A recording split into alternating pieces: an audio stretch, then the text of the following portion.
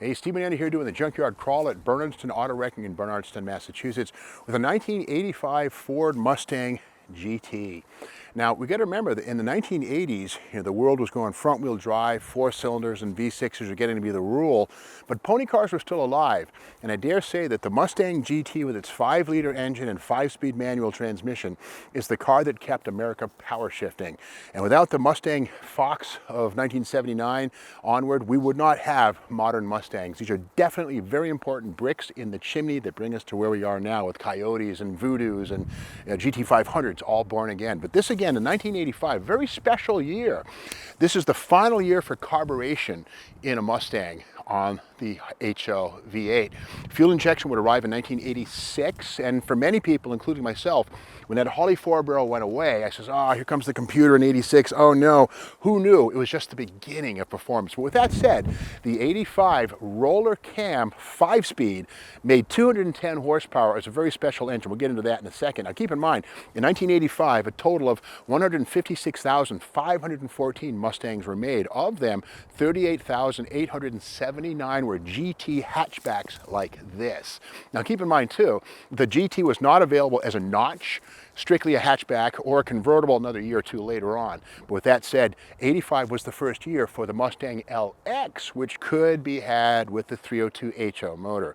So that's kind of a cool thing. But again, this is also an 85, no central mounted taillight on this thing. That was not going to come till 86. So a lot of one-year details on the 1985. 85 was also the first year for quadra-shock rear suspension, specifically on GT and 50 HO.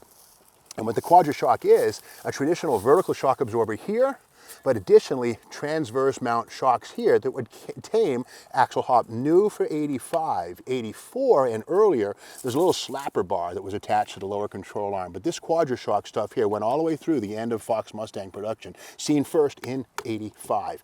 And this rear axle is gone, and it's nothing to be missed, because 85 was the final year for the little 7.5-inch rear axle. 86 brought the 8.8. So again, that rear axle, who cares? Anyway, inside this one, we see something very important. A clutch pedal. That clutch pedal down there, somebody's added a little grip on that, but when you see a clutch pedal in a GT, you're looking at the 210 horsepower HO, which in 85 got a roller cam, stainless steel tubing exhaust headers, a full-length dual exhaust system, and 210 horsepower, a full 35 horsepower more than 1984. To some, this is the epitome right here of the 5-liter Mustang carbureted engine dynasty. Now here's the thing, the same engine VIN, an M, was found on the 5-speed 302 and also the automatic 302. Now if you had an automatic transmission in your Mustang GT, you had something called the CFI, central fuel injected, 180 horsepower, hydraulic cam, nothing motor, no rollers, just a flat tappet. So again, if you had a stick shift in your GT, you had the good engine. But again, they both have the M in the 5th spot of the VIN. We'll go right here and see that. And if you look through the windshield, the little arrow points to the M. So keep in mind, all GTs have M. That means a 302 V8. But if you see a stick shift, that M turns it into a 210 horsepower roller Holley 4-barrel, the hot motor. Good stuff. Now this one here does have these turbine type wheels. These arrived in 1987.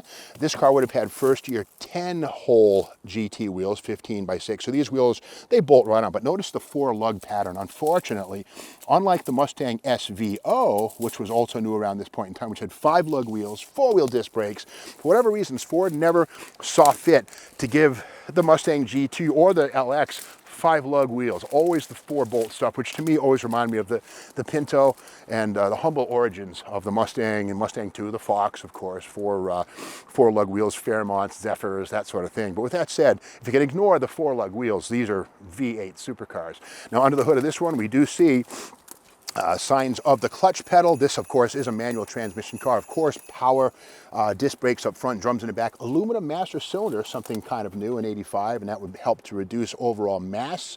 And here is the electronic ignition control module right there. And again, these had electronic ignition, but still had a Holley 4-barrel on top of an aluminum intake manifold. And to many people, the last gasp for carbureted V8 performance. But again, bring on the HO fuel-injected motor. Those things made torque, 300 foot-pounds, and really brought the 5-liter Mustang into the popular age. Now in 1985, Mustang wasn't the only hot Ford. Here we have an 85 Ford brochure. And yeah, the Thunderbird was a big deal, the Turbo Coupe was a big deal, but let's not forget something called the LTD-LX, that car on the top left. Now what that had was 180 horsepower 302, the central fuel injected engine with automatic. But again, it was a step up from a lesser LTD. That was basically a Fox platform.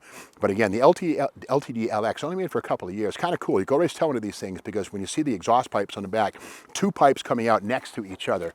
And we have it right here, LTD-LX. It says high output fuel injected 5-liter engine. But keep in mind, it's the 180 horsepower job, not the 210 found in the GT with the stick. But going further, here's Mustang. There it is right there. And Mustang GT, it says GT delivers outstanding all-around performance with its 5-liter HO-V8 and 5-speed shift. New suspension featuring variable rate springs, the Quadra-Shock rear system, nitrogen gas-filled shocks, Goodyear VR60, and the price of the GT was $10,225, right? Pretty good deal. The SVO, which had the turbo 4-banger, the 5-lug wheels and the disc brakes, was $14,806. So it is amazing to think that the SVO was $4,582 more, although it was a more exotic car. If you ask me, I'll take the 5.0 with the V8. Got to be a stick shift, the 210 horsepower roller motor. With that said, 85 right here, final year for carbureted Mustang. Let's keep walking around this corner here. And like so many of these things, which have a short wheelbase with a stick shift, this thing hit a tree or something on this corner here. You can see damage here. Something impaled it from underneath. The motor's been harvested, but this has probably got a bent airframe, which is to say that it probably will never run again. And again, there were 36,879 of these built in 1985, so there's still enough to go around. They're still around, you can find them. Now this kind of reminds me of the original guy who made the 5-liter Mustang a popular thing, this dude right here. That's Robert Van Winkle, otherwise known as Vanilla Ice. And that's me with Vanilla Ice in 2014 at the Barrett-Jackson, Palm Beach, Florida. And we did a thing called Feel the Steel. We blindfolded Vanilla Ice, had him put his hands on the A-pillar of a Fox Mustang and said, okay, tell us what kind of year, make, and model, go. And he starts doing this, and he got it. He said, Mustang, Fox Mustang. So we put Vanilla Ice on the 5-liter Mustang, of course, cruising in a 5.0. I can't rap, but Vanilla Ice was the first rapper with a #1 song on the Billboard Top chart. First rap song on Billboard Top 100. So, you know, basically opened a door to rap music all the way around. But again, that 5.0 reference in Vanilla Ice's song was a cool thing. And of course, if you're an Under Pressure David Bowie, Brian May fan, you'll recognize that song as well. And of course, Under Pressure, the Vanilla Ice hit, was a blatant borrowing of Under Pressure, which of course resulted in a lawsuit and the opening of the sampling controversy, where if you sample money, you pay for it.